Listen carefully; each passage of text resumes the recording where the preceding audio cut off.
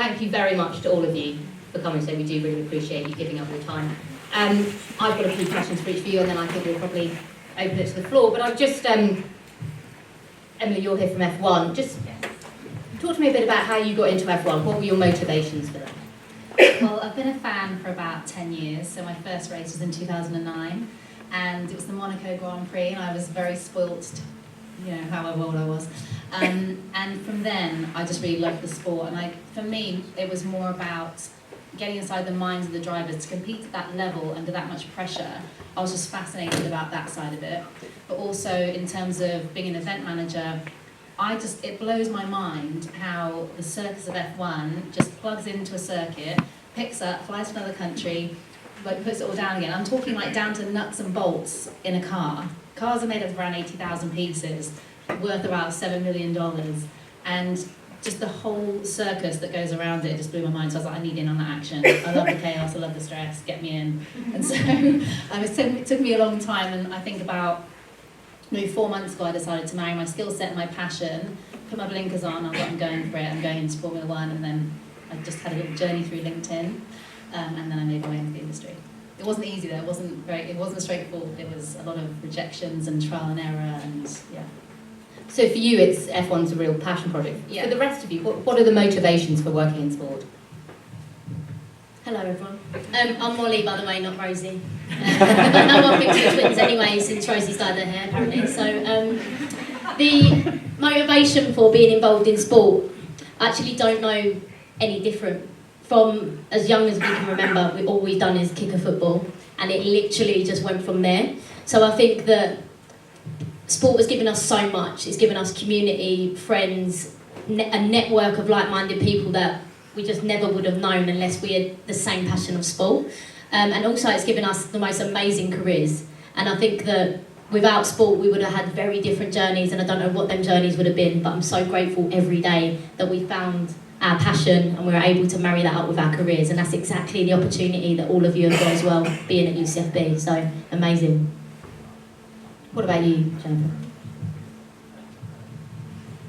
I kind of fell into it to a certain extent. I did kind of a sports science degree at uni, basically figuring, you know, I really like playing sports and I don't know what else to do, so I'll go into that and hope for the best. And then I think I've been really fortunate in my career up until now. I think I was said to Chloe in the last session, I think working in events is not for everybody, and that's not to put people off, because I think if you like to work in events, like Emily was saying, it's utter chaos, but I think once you've done it once, it's really hard to go back to doing something else, and that's true of the sports industry genuinely, I think. It's hard to imagine going and doing something else and being like super, super pumped to get up in the morning and sell vacuum cleaners. And everyone needs a vacuum cleaner, so that's no shade to people who sell vacuum cleaners, but I think if you're lucky enough to get into this industry, it's really hard to imagine not being in it. I think that's probably very true. Once you're in, you really feel like that's it.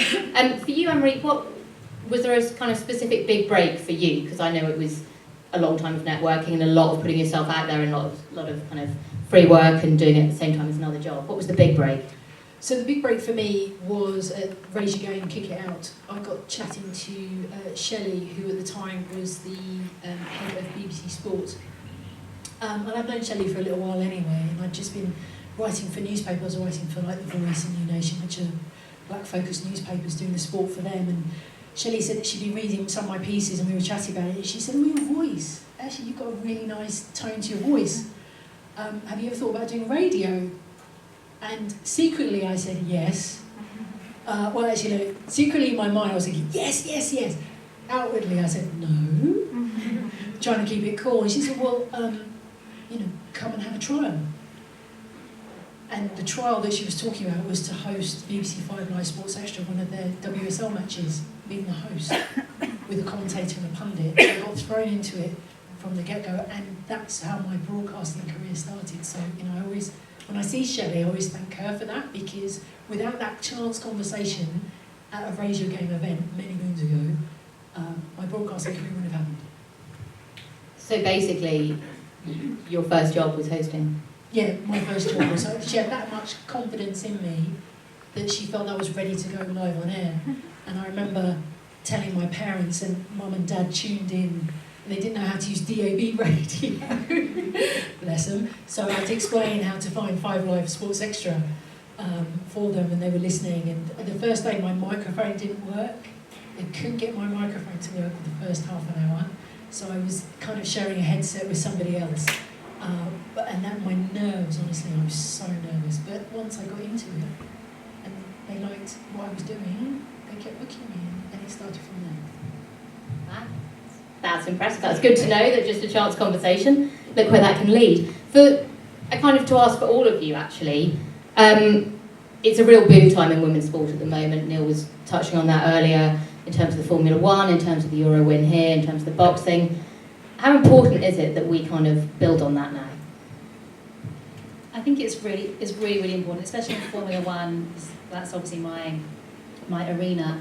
You've got the W Series, you've got the F1 Academy starting next year. Even though the bridge to gap is still so large, I think it really helps that there's a spotlight being shone on those industries and the pockets of potential for women to compete in those industries. Even in Formula One, they've got the F1 Academy next year alongside W Series. There's still, it's a pathway to Formula One. It's not women can compete against the men in Formula One. It's they're using F4 chassis, so the F4 engines, F4 cars, to maybe get into F3, to maybe get into F2, to then get into F1. So there's still a lot of stepping stones to go, but I think it's important the conversations and the actions behind the conversations are happening. That's the most important thing. Conversations mean nothing without action. So that's where I think F1 stands on that. And I think from a women's football perspective, where we're at now is so exciting, right? Because we're no longer fighting stigmas attached to women's football. And I think that's been the battle for so long. For so long we're trying to persuade people that the product's good and it's worth watching. We're no longer doing that. I think everyone believes that there's a real product that's there and people are excited and they want to watch. And now it's about building on that. And I think it's such an exciting time to be a part of the game. So it's all about now staying in the right place and speaking on it in a good level and in a good way. I think that's where we've all got to step up now and make sure that we're doing our jobs well, to make sure we're at the forefront of that. I'm interested that you say doing our jobs well. Do you ever feel that it's a tricky one, that there's more pressure on women to do it well because we're kind of, the expectations, we've got to be extra specially good to get ahead in this game? I think that there is, and I think as well part of it is applied externally, but I also think, I personally feel a lot of internal pressure, especially when I've been on teams where I'm the only woman or there's fewer women. I always feel kind of that it is my responsibility to be the woman on the team that is speaking for every single woman in the world, which is of course not the reality of the situation. And I think it's a bit of a balancing act, I think, between being in a position where you are able to influence things and taking advantage of that and doing the best you can do, but also knowing that you're only one individual person, and if you can kind of like bring one person along with you or impact one person's thoughts, that's enough. Can you repeat the question again? About how, can I repeat the question? Is there a greater expectation, is there a greater pressure, do we kind of need to outperform to get our way? Outperform to get our way. Look, as long as you live it, breathe it and know it, it's all good. If you believe in yourself, and you have to have that core belief within yourself, otherwise you're not going to make it in the sports media industry, because you'll have people around you who are going to critique you, who are going to look at your work and make comments and things like that. But if you believe in it, if you believe in yourself, then you'll go really, really far, and you're not under any obligation to carry the weight of others. That's what I tell myself. Yes, I'm out there doing my thing, but I'm doing my thing because I love it. I just happen to be black, I just happen to be a woman, I just happen to be from Essex. They're the three things that are incidental. Anything else, just judge me on how I deliver my work, how I am with people, that's more important to me. I always say, when I'm doing my jobs, I always say, please, thank you, I offer to help, get my own cups of teas. My reputation is everything to me. That's what sits at the top of the tree for me. and my professionalism as well. And as long as those two values are good within my soul, then it's, I don't feel I need to carry the pressure, carry the torch, because I believe that we all have torches within ourselves. We all have voices. Be your own champion. And I'll get off my soapbox now. Wise words. Molly and Rosie, you've got your level 7 that you're working on at the moment. Can you tell us a bit about that and how that's kind of your plan for the future? Yeah, level 7 is a really important concept for us that we wanted to bring to light. When we were 16 years old, we noticed that a lot of females in football had to make a decision between pursuing their dreams of playing football or their education. And we wanted to ensure that there was an education programme out there that integrated both. So that you can be a girl that wants to do BTEC and A-levels but also play football full-time. And the concept's really important that we created a football education programme, because there are others out there. There are a lot of them out there, but we really wanted to create something that created a level playing field, so that any girls coming into our academy really feel like they've got a voice, really feel like they've got an infrastructure in place. Rio was at level 7, she's sitting here now as a UCFB student, and I think that the main concept for us is about exposing young people to the amount of industries that are available if you are interested in sport, in football. And I think the narrative, and we said this in the workshop earlier, the narrative that we always see on telly or Instagram, across social media, is, you've got to make it to the top, and unless you make it to the top as a player or as a driver, then, you failed unless you do that. We hate that narrative so much, because there is many more avenues you can go into. You might sit here and actually want to be behind the camera. You might want to be a producer. You might want to be a director. You might want to, go into analysis. You might want to be a coach. There is so much you can do where we use the power of football. And I think level 7 is about bringing that to light. So from a young age of 16, you're exposed to as much of that as possible. Thank you. And Anne-Marie, am I right in thinking you're setting up a kind of production company at the moment, Amberglass? Or? Yeah, so I know that there's a shelf life in what I do, and it's very subjective. Not everybody's going to like what I do. And it was important for me when I started on this crazy journey that I didn't just focus on presenting and reporting. I wanted to do production as well, because I sit at home and I'm always thinking, or if I'm in the car or on the train, I'm always thinking of ideas, of things that I want to produce, of things that I want to create. So my business is Amberglass Presents. That houses all icon, called HMRC. Oh, look forward to the day when you have to pay tax, everybody, because it's very complicated when you're a limited company. Anyway, that's a story for another day.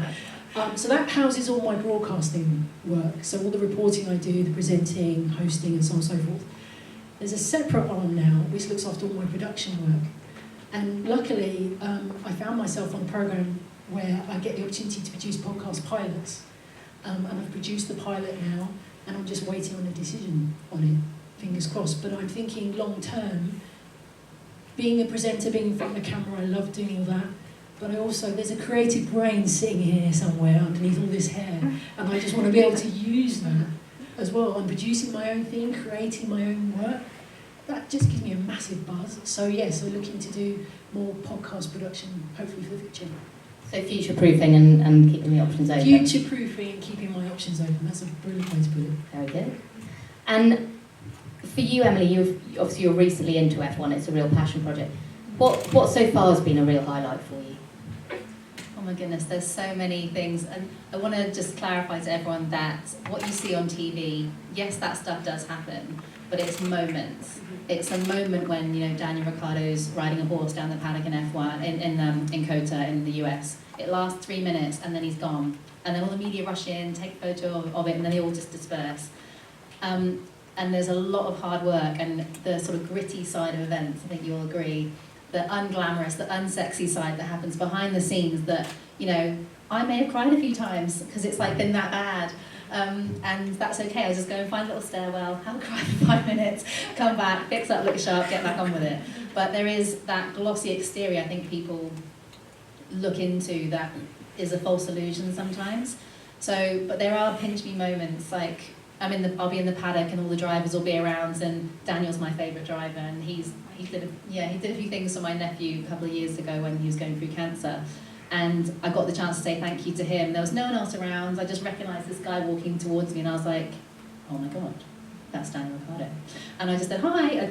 The words had come out of my mouth before I knew what I was talking about. I probably made a fool of myself.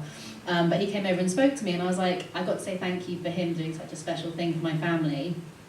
And just like moments like that, just they are pinch me moments. And I'm really hoping that I don't get, what's the word, like unaccustomed to it. I hope it still stays special to me, because, you know, the drivers are all around. It's like, I literally step into like my own little Netflix episode of Drive to Survive for a few moments, then I step out back into like the gritty, like cogs turning of the operational side of it. But yeah, there are pinch me moments like that just make it worth it. Although I have to say, since I've been in F1, literally in the nucleus of it, the cars are physically driving around me when I'm in my hospitality suites. I've only watched one F1 race since I've been working in F1, so don't be fooled that I'm sat there like having champagne with all the guests, having a great old time in my nice dress. I'm like dressed like a mechanic at the front of the suite, and I'm dealing with problems and putting out fires, and everyone else is I'm making sure everyone else is having a great time, but it's not like I'm sat there enjoying it myself. So peeking behind the curtain, it isn't as glamorous as what the television portrays it. There is a operational side, and you know, Jen will know this as well. I think most of us would agree that a lot of it's not quite as glamorous as we'd like to think it was. For you, Jen, any kind of standout moments when you've been doing the NFL? I feel like I have to share just the non-glamorous side, the funny. So prior to working for the NFL, I worked for the RFU, and the funniest phone call I ever got was on a game day from somebody up in Stadium Command saying, Jen, a guy's just phoned. He's dropped his cell phone in a portaloo on Church Road. Can you sort that out? I was like, no. What do you expect me to do for this? Get a new phone, I guess. Sorry, that phone is gone. Anyway, so it's not as glamorous as it often. I spend so much time talking about portaloos, way more time than I ever expected to working in operations. But I think, we just did the first ever NFL game in Germany, and it was really, really special. It was, I think it can be hard sometimes on days like that, like Emily was saying, to truly take in what's happening. And, after I was seeing all these Instagram posts of all of the German fans singing, Country Road, take me home. And I was like, oh, I do vaguely remember experiencing that at the time, but exactly. But there was a moment where I was kind of walking behind the Buccaneers bench, and Tom Brady was there just throwing warm-up passes, and I was like, oh, this is actually a pretty cool job. And my dad has been a Packers fan for his whole life, and I was able to bring them over from Canada, and they got to go to the Packers game at Spurs this year, which was really special for me. That's a pretty good highlight. Okay, has anyone in the group, have any of you got questions for them? Rio? You've talked about the not so glamorous side, and I think when we do panels we're always talking about the successes. So what was your most challenging moment that you faced, and how did you overcome it? Who do you want to ask that to? Anyone? Because I work for myself, the pressure is on me to get work. And in those early days, when I was just starting out building up my portfolio, I had to live off my savings for a little bit. And it got to the point where I was thinking, Mum's getting a little bit worried about my financial status, and I started to ask myself the question, is this really, really worth this now, financially? And luckily something came in, but it got close to me thinking, oh, I'm going to have to go back to full-time work, because I'm just not getting anywhere. And it was quite a tough time, actually.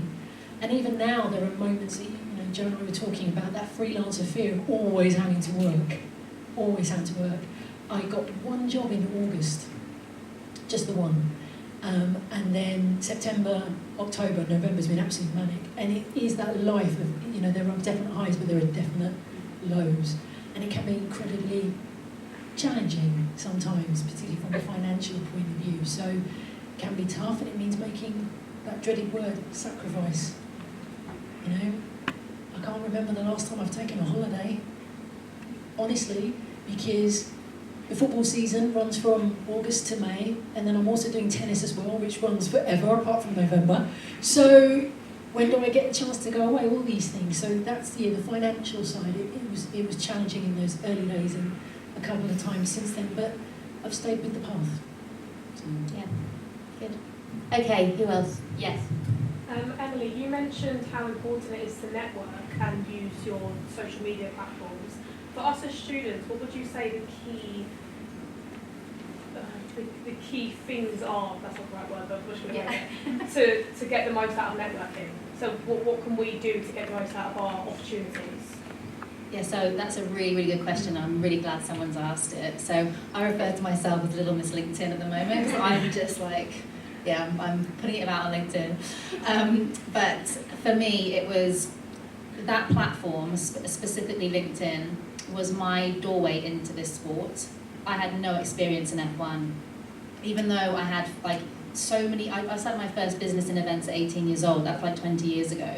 I've got loads of experience with lots of different industries and stuff, but no one would look at me because I didn't have F1 experience, which really frustrated me. And I just could not believe I was like at my age thinking, do I really have to go and intern? Do I really have to go and volunteer again? I'm like, my ego would not let me do like unpaid work. I was like, no, I can't do it. And so I actually reached out to people online on LinkedIn. And I think I was saying to the students in the last workshop that you need to, what I've done over the past maybe 6 to 8 months is grow my own personal brand online because nobody can take that away from me. Whatever company I'm with, I can fall back on my LinkedIn profile, even though LinkedIn, it's not your own, it's another social media platform. Like that's me. I'm authentic, I share the gritty parts of my life, I share stuff about my divorce, I weave it into stories about the industry I wanted to be in. And for example, one of my posts that did quite well and I was very unexpected, my first line was like, I've deleted my dating apps and it's not because I found a partner. And everyone was like, ooh, peeking into someone's life, personal life. And then I quickly changed the narrative to what I coin racehorse mode. So you know how racehorses have blinkers on? They're trained to literally only see forward. So they don't have distractions of other horses around them. They don't have anything like pulling their attention away. They see forward, they run forward. And that was what I coined. I said, hey, LinkedIn, wrapped it up in a little story about me. I'm going into racehorse mode. I've got no experience in F1. I keep getting rejected. I'm putting myself out there, almost at the point where I was like, oh my God, if I trip up now, the whole of LinkedIn is going to see me fail. But I did it anyway. I put myself out there. Went into racehorse mode, literally deleted all my social media. I was like, I'm doing this. I don't care how long it takes me. I don't care if I have to just go jump over however many hurdles. I'm going to put the blinkers on and go into racehorse mode. And I think for you guys, starting that online presence and using it to your advantage, building something for yourself that's authentic to you, don't try and copy anyone else. I think it was really interesting what you said about that conversation that you had with someone that's saying, oh, come on air.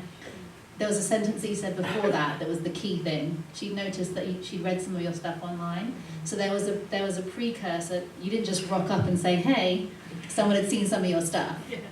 So get your stuff out there. Like, I read a stat the other day was, I think only 1% of LinkedIn are creators. And I was like, sweet, that's me. How easy to step in the 1% of anything. I'll just start creating stuff on LinkedIn. And I think maybe thousands of people have followed me in the last 4 months. And now I've got people come up to me and say, oh, you're Emily from LinkedIn at the races. And I'm just like, wow, I now know the power that has. But I put the work in. I created my own content. I've created a personal brand for myself, and it's so easy to do. Like every single one of you in this room can do that. Someone was saying about, sorry, I can't remember your name, designing race helmets for Lewis Hamilton. If they're still here, that's what they wanted to do. And you could just start critiquing race helmets. Go online and start writing about it. Post on Instagram, like, oh, I like this, didn't like that. Start making a name for yourself in what you want to do, and then people will notice when you have that opportunity conversation. It's when preparation and hard work equals luck, right? Yeah, that's the pathway that I took, and that's what I would suggest to you guys to start doing that. I've hogged the mic for way too long. Not at all. I think that was all brilliant advice. Thank you. That was great. Okay, who's next? Come on. Anyone? Go on. I guess it's kind of directed towards Jen and Emily, but obviously in the events industry it's very fast paced, got this thing on the toes. Was there any specific cases where something's coming very close to going wrong but you managed to recover it? It's just like, but as a fan you don't know, or something almost went wrong here, almost had to get pulled off. So any specific examples that come to mind where you've had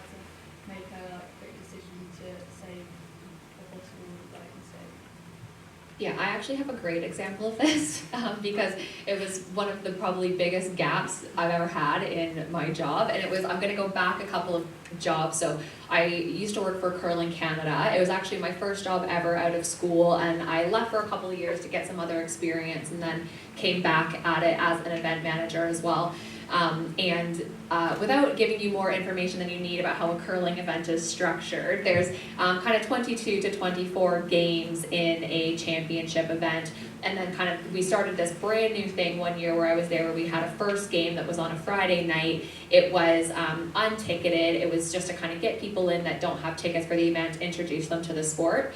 And I really wanted, it was the first time we'd ever done it, and I wanted to do a really, really good job. So we went all out, we booked all this entertainment. I was saying to somebody earlier, North American sport has all these TV timeouts, so there's so much entertainment that's going on in between the actual sport.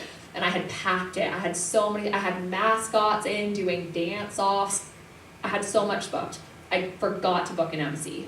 Just hadn't booked anybody to do the PA announcing for the game. Completely forgot. I was so distracted by all the rest of the stuff. I realized probably 1 hour before doors were opening that we didn't have an MC for this. We have one obviously for the bigger event, but we had 2 events going on at the same time, and this person was at the other one doing this kind of volunteer recognition dinner. So managed to find a bilingual PA announcer who was kind of helping us out with a couple of morning draws, brought him in last minute, was literally kind of like an end, which is the curling equivalent of a quarter. It takes about 15 minutes. So while people were curling, in that 15 minutes, I was printing off scripts for what he was going to say at the next commercial break and handing it to him on his way off the ice. I finished, I was the closest I think I've ever had to having a mental breakdown at work. But yeah, and so that, I mean, that was, I had no one to blame for that but myself, you know, and I also had nobody to fix the problem but myself, and it got done. And I think you're right, that I think people in the crowd didn't realize how hectic it was. And the truth is that working in events, stuff like that's going to happen to you. There's going to be times where you get there and you're like, oh my gosh, I can't believe nobody thought about this. And you have no choice but to solve it, because it's going to happen whether you did the prep work or not. So obviously in a perfect world, you do the prep work in advance, but when you don't, you have to just do it on the fly. That sounds quite incredible, actually. I mean, they say you learn more from failures than from successes, so do you think it was a real lesson ahead of the rest of your career? Yeah, I really do, and I think you know, in interviews and as well too, when we've got new people that are joining the industry and we ask, you know, what do you think is the #1 skill you're going to bring to this job? That's such a common interview question. I think the answer I'm always looking for, especially for people that are new to their career, is attention to detail, because you're not going to be able to imagine everything that is going to happen at a big event or at an F1 event. If you haven't been doing it for years, you're not going to be able to figure out everything that you need to do, but you do need to be able to take direction, run a really tight ship, make sure if someone asks me to do this, I'm going to do it really well. I'm going to have it down to the minute. I'm going to really focus on that. And it's often little things that trip you up, like copy paste errors. And honestly, it's things like that. And so I think taking a little bit longer to do something and making sure that you go through it 3 or 4 times and working on your own schedule that works for you and not somebody else's is so important in this industry. I think that's good advice as well. Okay, who's got a question? Yes. So obviously women's sport and women's sport has come so far, but obviously I'm under no illusion that sexism is still very prevalent. As a male, how can we help women, and maybe some of your experiences with Yeah, good question, hard question. I think as a male being here, first of all, you're here, which is amazing. I think that's amazing, and I actually think that's so important. I think having allies is so important, and I think, yes, there are gender issues, we know this, and we're all making strides to ensure that we are representing, we're all here for a reason, right? Representing females in our fields, in male-dominated industries. That's what we're all here trying to do. But I think that ultimately we're not fighting against you, you know. And I think sometimes that narrative is said quite a lot. It's like females versus males. It's not. But we also want you to come on this journey with us. And I also think that sometimes there are not just men, but there are people where perceptions you won't change. You won't change someone's mindset sometimes, and that's okay. And I think sometimes we need to get away from trying to change everyone, because it's impossible. So you're either going to have people like yourselves who are open to things like this and want to get involved and want to learn more, or you're not. And if you're not someone like that, that's fine. You know, if you're not on this journey with women's sport or women's football or women's F1, whatever it may be, then you're never going to be on it if you're not on it now. So for me, it's about not trying to change people, but also accepting the ones that do want to be here.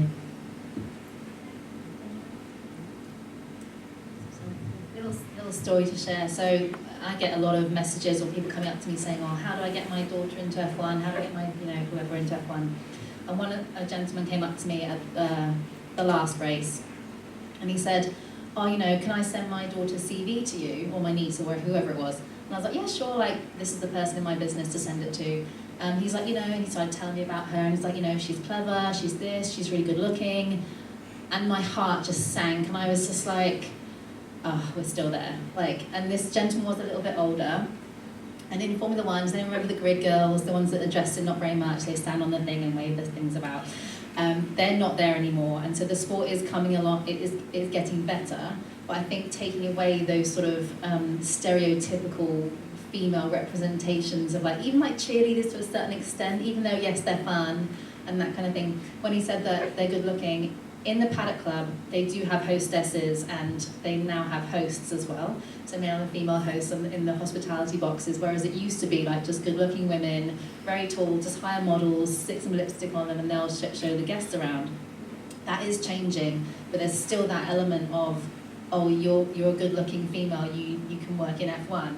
That should not be a deciding factor, and that's why events like this are so important, and questions like this are so important, because as a female, that's an extra hurdle that you think that you have to cross, whereas you want to just eradicate that. It should be on skill set, it should be on drive, ambition, who you are as a person, authenticity, confidence, all the things that are, non-gender specific skill sets. So yeah, that's a little short story I thought I'd share.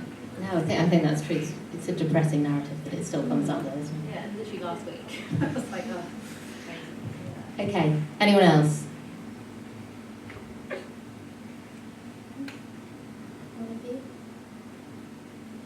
Yes.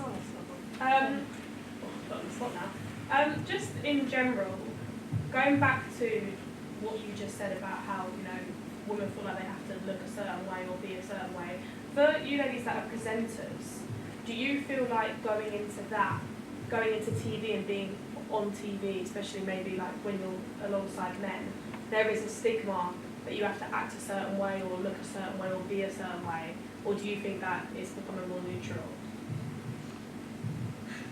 I think, it depends what you're like as a person, right? Like myself and Molly, and I'm sure you'll agree as well. As long as you know who you are and you don't bail down on anything around that, then for me, you've just got to go into that room, be yourself, stand for what you believe in, and then if people take to you, great. If they don't, then that room wasn't for you. And that's something that we live by. We're very fortunate as well that we've got each other, right? Because that's easy for me to say, because I've got someone that walks into the room with me every time we're in a new environment and checks up on me, and you're like, we don't talk like that, so we don't need to talk like that. Or, we got knocked back from a job once, you go to green screens, and we got knocked back because we don't pronounce our T's. Okay, well, I'm never going to pronounce my T's, so that was just, but that's me, so that room wasn't right for me, or Mo, and that's really important, I think, because I'd rather stay authentic than change to be in that room, and that's come with age as well, though. And just quickly on that, so, and I think times change, so I need to give an example without saying names here, but for the last 4 years, there's this same organisation where we've been brought in for green screens and they just said no for 4 years, yeah? No. This year, they've said yes to 3 different shows. So either something happened in us or they started changing their way they were looking at things, and we haven't changed over the last 4 years, so I think it's the latter one. And I think sometimes what happens is times change, and so organisations have to move with the times, and if they don't, then they will get left behind. So I think staying authentic to yourself and believing in your values, when the time is right, it will happen for you, but do not change because you're trying to fit into someone else's mould. Do never ever do that. If that's the one bit that we want to tell you today, just be yourself, stay authentic to who you are, and the people that want to work with you will work with you. So, I like to change my hair on a regular basis, and I had a long debate about whether to do this, because I did wonder if someone looked at me and be like, whoa, that's a bit much. In fact, it's actually gone the other way. I get a lot of compliments about it. And I think the reason it is because it makes me distinctive and unique and different. But I did wonder, I've had plaits in my hair, K-roll in my hair, I like to wear my hair in different ways. And I did wonder when I started doing presenting, if someone took a look at my hair, they'd go, yeah, if it's dead straight, black women have dead straight hair, like European hair, it's acceptable. But actually, black women, in terms of women across the board, you can wear your hair whichever way you like. And the twins are absolutely right. If you cannot, you've got to be authentic to yourself. And I thought when I did this, when I first put it in and I looked in the mirror, I was like, whoa, okay, this is even a bit much for me. But the first job when I did this, it was about a year ago now, because I've kept it for a long time, but it was when I went to work at Chelsea Women and I was doing a live stream and I walked down the street and the producer, George, came and goes, I love your hair, it looks amazing. I thought, okay, I'm all right now, because I was really worried that they were going to look, we can't have you on camera looking like this. And no one has ever said that, but even inside I thought for a moment, this is just, but how can I be me if I can't express myself in my hair? So, yeah, I'm glad I kept it. It will change probably at Christmas, and I'll do something even more outrageous, but this is who I am, and what you should be focusing on, which is what these two are talking about, is your talent and your knowledge and your experience. Anything else is just an extra. But as long as you know what you're talking about, you present really well, and you're warm, and you're knowledgeable, that's what producers should be looking at, and not your appearance. I think that's very true, and I'm pleased it's changing. I just want to pick up, you said you felt, obviously after the green screen experience over the last 4 years, that things were changing. Is that experiences for all of you across the board at the moment?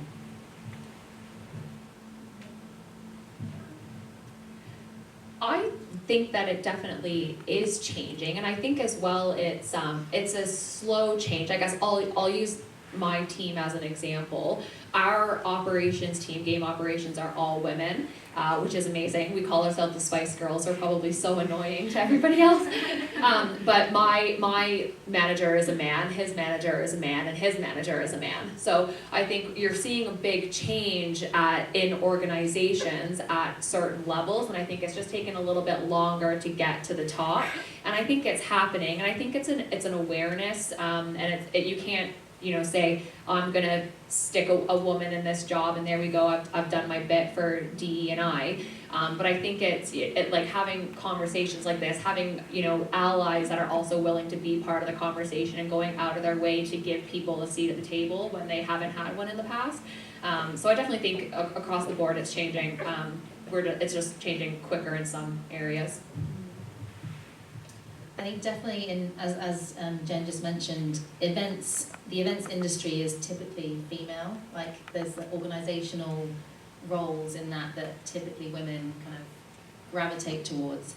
However, when I'm walking down the paddock and it's just full of engineers and mechanics, sometimes I do have to put my shoulders back and be like, I can see everyone looking, they're looking, who's the new girl in the paddock, and there is a little bit of that in there, but you have to just put on a brave face, and that confidence piece of just owning who you are and being who you are and being able to just walk through what's typically known as a man's, in the paddock there's a lot of men, so it is a male dominated area of Formula One. Whereas upstairs is the hospitality suites with the hostesses. So there is that sort of gender-specific areas, unfortunately. But you do have to sort of put on your big girl pants sometimes and just walk through with confidence. But I do think it's changing.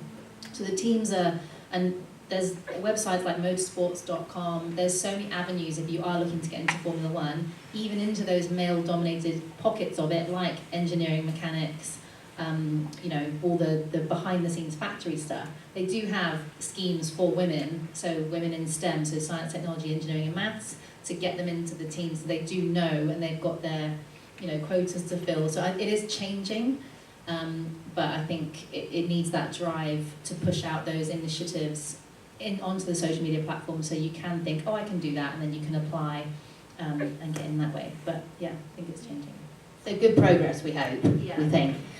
With that in mind, and we're kind of running out of time, but can I just ask each of you for a kind of nugget of advice to a student looking to get into the sports industry now?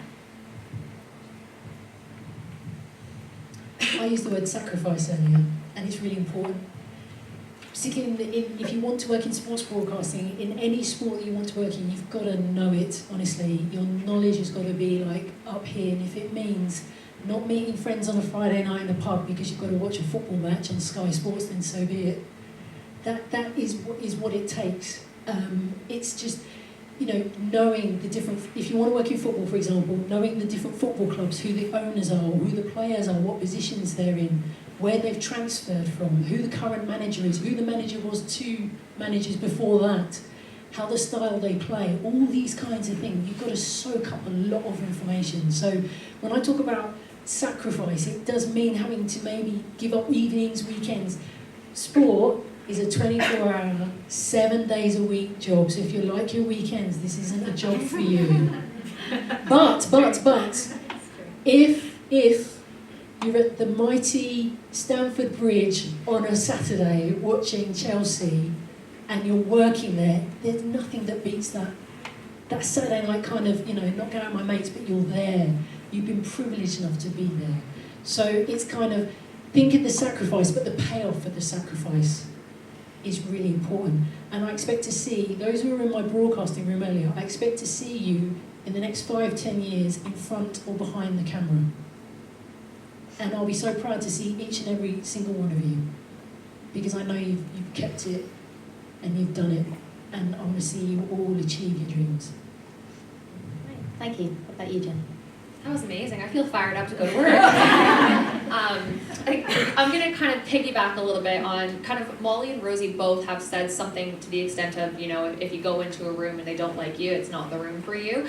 And I think that that's really important in everything in life. But I think the challenge with this industry specifically is so many people want to work in it. So many people, you're at Stamford Bridge, you're looking at Tom Brady. I think it's easy to think, oh, but I'm so lucky to be here. I don't want to complain about this. Like, I don't want to be ungrateful. Anybody would kill for this opportunity. And that there's a point where that stops being true. And I think you have to ask yourself, is this a bad climate or is it bad weather? And if it's just bad weather, is there like an opportunity for you to make an investment in yourself, for you to work on a relationship, for you to have a conversation with someone who's going to make that easier for you? And if that's not the case, it's bad climate and you need to leave. So stand up for yourself and advocate for yourself, and know that just because something sounds really good on paper and you think it's cool to tell your friends that you have this job and they think, oh my gosh, you're so lucky, it doesn't mean that you need to put up with not feeling like you're able to be your best there. I completely get that. So everyone says to me, oh my God, you've got the best job in the world. Sometimes I'm like, do I? I haven't seen my friends for 3 weeks, or my family. I've had no sleep. I've had not proper food, nutrition. You get worked to the bone sometimes, and there is that whole, but you're at the Formula One, we're flying you around the world. And it's like, well, yeah, but I do need to sleep and eat as well. But in terms of what I would say is, love all the comments so far about being authentic and having your boundaries in place with what you being authentic in that as well, but resilience too, and adaptability. Just because you want to get somewhere, don't try and forge the pathway that you think you're going to get there.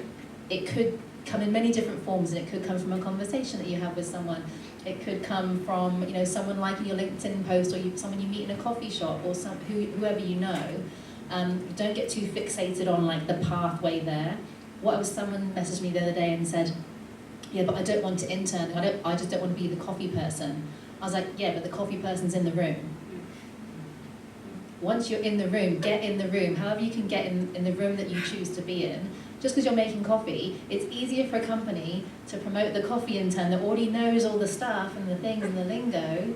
And then, we trust this person, we like this person, they know how to get here, they fit in with our culture. Cool, we're going to give them this responsibility, and that can be the segue to a really fantastic career, even though it didn't start off how you might have have thought it would. So be resilient and adaptable in your approach, but keep laser focused on the end goal.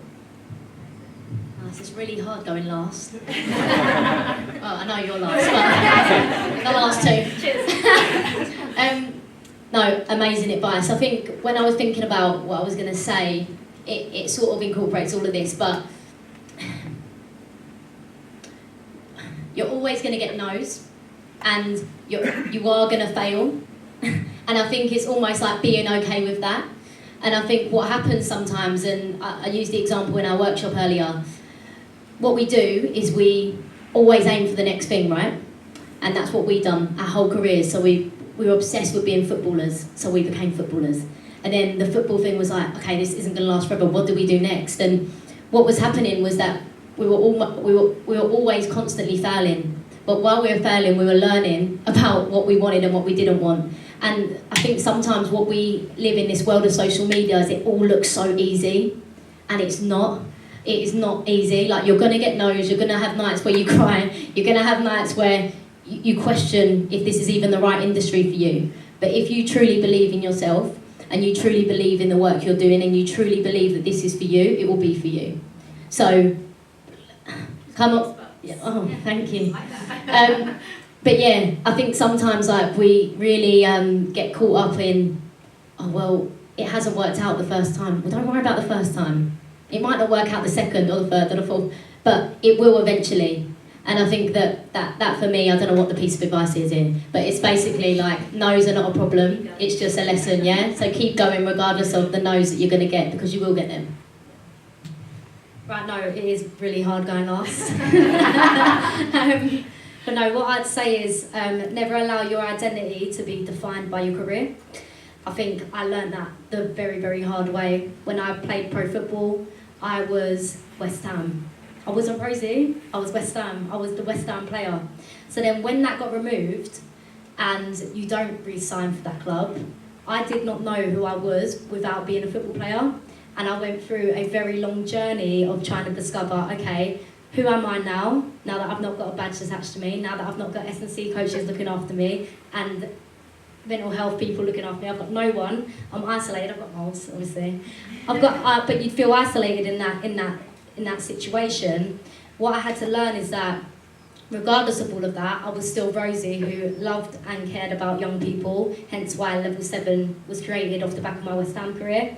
And then myself and Molly are now presenting within women's football. So although I loved the game, professionally playing as a footballer just was not my path for a very long time, and that was okay. But that come to fruition only, and I started to accept that only 2 or 3 years down the line after getting rejected as a pro player, right? So as Miles said, you hear no's, but then it's about flipping the script and creating them no's and making that a positive. So I would say that's my piece of advice anyway.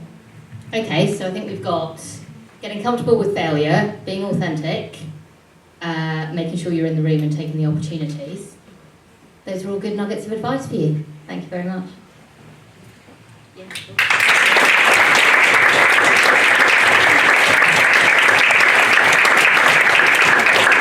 I just want to draw your attention to the word at the top of the title of this event today, inspirational.